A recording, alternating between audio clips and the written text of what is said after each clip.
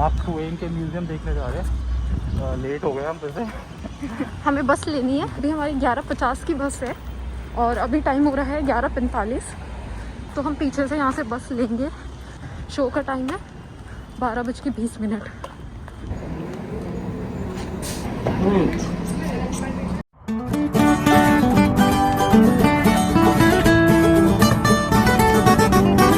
तो अभी ऑलमोस्ट 12:19 हो गए हैं। हमारा 12:20 का टिकट है।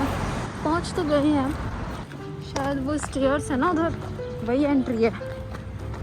तो बड़ा सुंदर है ये।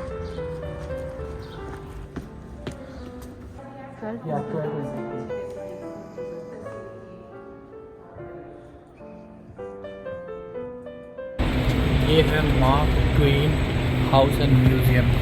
अभी हम अंदर गए थे तो पूरा टूर लिया था हमने इसका। अंदर फोटोग्राफी अलाउड नहीं है, तो अंदर से हम फोटोग्राफी नहीं कर सकते इस म्यूज़ियम में। ये जो जगह है यहाँ से एंटर करते हैं।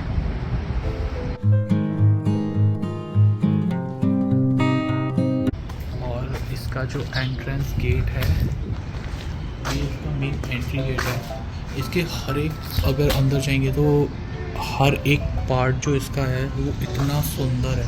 वुड वर्क हो, स्टैंसलिंग हो। ये जो एक पार्ट है जो ये दिख रहा है, यहाँ पे एक प्लांट्स वगैरह हैं, तब बच्चे वगैरह उनके खेलते थे इसमें। यहाँ पे छोटा फाउंटेन है इसके अंदर। और अंदर इतना सुंदर आर्किटेक्चर है, बहुत सारे रूम है।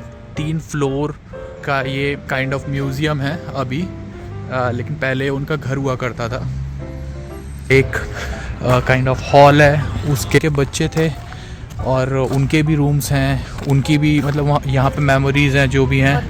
और बट बहुत सारे यहाँ पे स्टाफ मेंबर्स थे जो कि खाना बनाते थे और काफ़ी लोग थे, तो उनके भी रूम्स हैं। इस घर में वो 1874 से 1891 तक रहे थे। वो लगभग 74 ईयर्स जिए थे और उन्होंने कहा था कि वो हेलीकॉमेट की तरह आए हैं। वो 74 ईयर्स जिए, लाइक हेलीकॉमेट हर 74 ईयर आता है, तो इसीलिए उन्होंने अपने आप को उसी तरीके से बोला।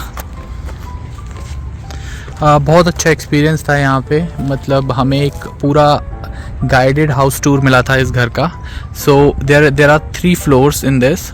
फर्स्ट फ्लोर पे लिविंग रूम है, ड्राइंग रूम जिसे कह सकते हैं।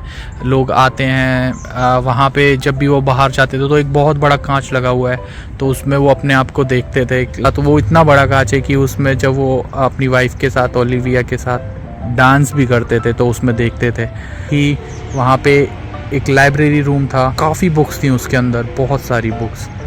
वो भी उनका बहुत फेवरेट हिस्सा था, उनका पार्ट इस घर का। उसके अलावा जब हम ऊपर जाते हैं तो बहुत ही सुंदर स्टेयरकेस था उसका। जब हम ऊपर से नीचे झांक के देख रहे हैं तो फीलिंग अमेज्ड, क्योंकि उसके बीच में जो उन्होंने एक लैंप लगा हुआ था। I don't know what to say to that thing, but वो लैंप की तरह था। जब भी हम स्टेयर्स पे चढ़ते हैं तो साइड में जो सपोर्टर ग्रिल होती है, तो उस ग्रिल में एक पिलर काइंड ऑफ था, उसके ऊपर लैंप्स लगे हुए थे। So from the top when we are looking to it, it was looking very beautiful from the architectural perspective. और फिर हम सेकंड फ्लोर पे गए थे। सेकंड फ्लोर पे उनके बेडरूम्स थे। तो इसमें एक जो ऊपर की तरफ पे जगह दिख रही है, वहाँ पे थर्ड फ्लोर पे बिलियर्ड रूम है। जो इन्होंने टॉम सॉयर बुक लिखी थी वो इसी घर में लिखी थी, और वो ट्रैवल करते रहे, वो यूरोप भी गए हैं काफ़ी वक्त। तो ये सारी चीज़ें, क्योंकि वो इतने फेमस थे, इवन इंडिया भी आए हैं वो, तो ये सारी चीज़ें हमने आज मतलब खुद देखा उनके घर में जाके, क्या क्या था, कैसा था। But it was beautiful. Museum बहुत सुंदर और ये घर भी बहुत सुंदर था। तो गाइडेड टूर वॉज वर्थ।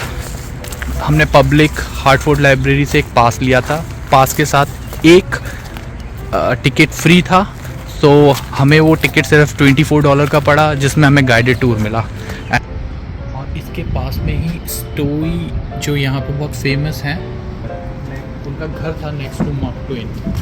तो सारे फेमस, ऐसा लगता है सारे फेमस पर्सनालिटी एक ही जगह पे आसपास में रहते थे क्या। ये जो घर है ये स्टोई का घर है। This is house of Harriet Beecher Stowe. She is very famous and was living in Hartford too.